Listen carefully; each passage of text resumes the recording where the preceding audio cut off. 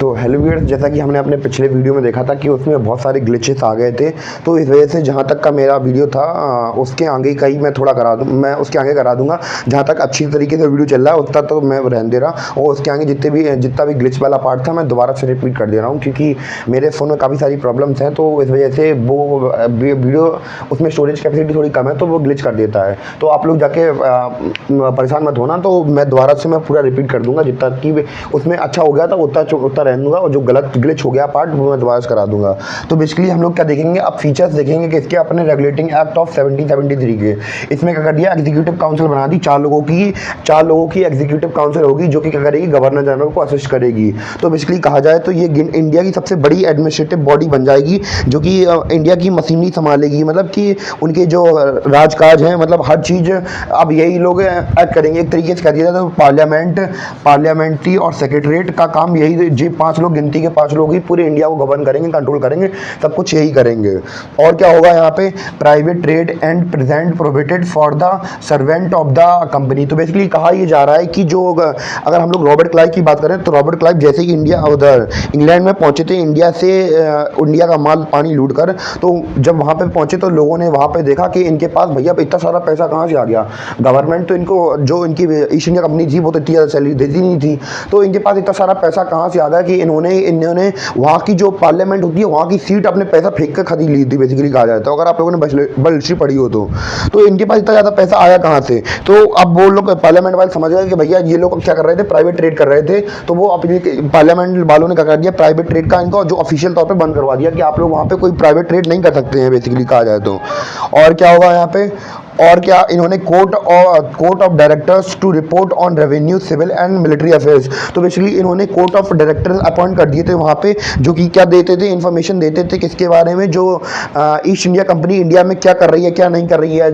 ये किससे, क्योंकि हमें पता था कि ये इनको शांत रहने की आदत नहीं थी, ये कहीं इस राजा उड़ाते थे, उस राजा उड़ाते थे, उनसे पैसा बहुत मोटा पैसा लूटते थे। तो ये देखते थे कि भैया आप ऐसा बेलगाम तरह से हर जगह से पैसा नहीं कमा सकते हैं, हर जगह की पॉलिटी में आप उंगली नहीं कर सकते हैं। तो ये क्या करेंगे, मिलिट्री अफेयर्स की रिपोर्ट मांगेंगे, और क्या रेवेन्यू की रिपोर्ट मांगेंगे, और अलग अलग रिपोर्ट्स मांगेंगे कि इंडिया में बेसिकली जो ईस्ट इंडिया कंपनी है वो क्या कर रही है।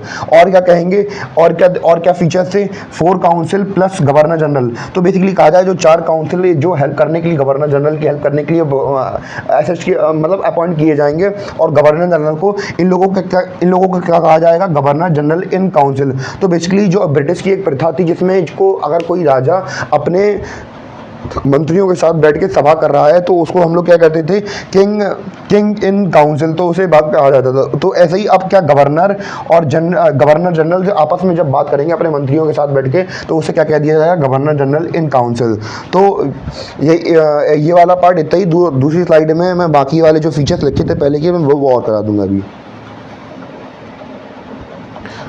तो बेसिकली हमारे जो बचे हुए फीचर्स हैं वो ये हैं कि जो गवर्नर जनरल और जिस रेगुलेटिंग एक्ट के जो फीचर्स है वो कहते हैं, गवर्नर ऑफ बंगाल को बेसिकली आप क्या नए नाम से बुलाया जाएगा, जो कि क्या होगा, गवर्नर जनरल ऑफ बंगाल। तो बेसिकली आप क्या करेंगे, जो ब्रिटिश पार्लियामेंट थी वो क्या करेगी, पावर को सेंट्रलाइज कर देगी कि गवर्नर जनरल मतलब एक गवर्नर जनरल को सबसे ऊपर रख देगी, उसके नीचे छोटे छोटे गवर्नर होंगे। कहाँ के, यहाँ पे हम लोग दूसरा पॉइंट देख सकते हैं। पहला यहाँ पे हम लोग पहले पढ़ेंगे, जो हमारे फर्स्ट गवर्नर जनरल थे वो कौन थे, लॉर्ड बैरन हेस्टिंग्स से।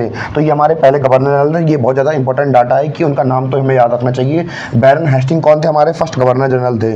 और जो क्या था, governor of Bengal and Madras presidency subordinates the governor of the Bengal. तो बेसिकली क्या करेंगे, जो गवर्नर ऑफ बंगाल है उसको क्या करेंगे, सेंटर बना देंगे, और उसके नीचे क्या होंगे, गवर्नर ऑफ बंगाल होंगे और गवर्नर ऑफ मद्रास होंगे। तो ये दोनों नीचे होंगे किसके, गवर्नर ऑफ बंगाल के। और क्या होगा, supreme court at the Calcutta.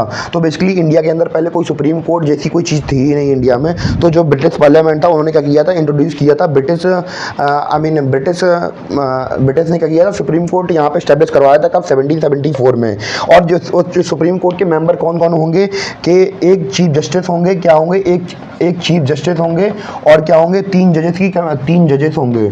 तो बेसिकली अगर हम लोग बात करेंगे, अगर जो मेरा अगला वीडियो होगा तो उसमें हम लोग बात करेंगे कि जो चीफ जस्टिस, जो सुप्रीम कोर्ट होंगे, वजह से वो फुली इंडिपेंडेंट नहीं होंगे, वो डिपेंडेंट होंगे किसके ऊपर, गवर्नर जनरल के ऊपर, क्योंकि जो इनके पास कोर्ट के पास जो पावर्स होंगी वो केवल और केवल पर्सनल लॉस के ऊपर ही रहेंगी और कुछ पावर्स नहीं होंगी इनके पास।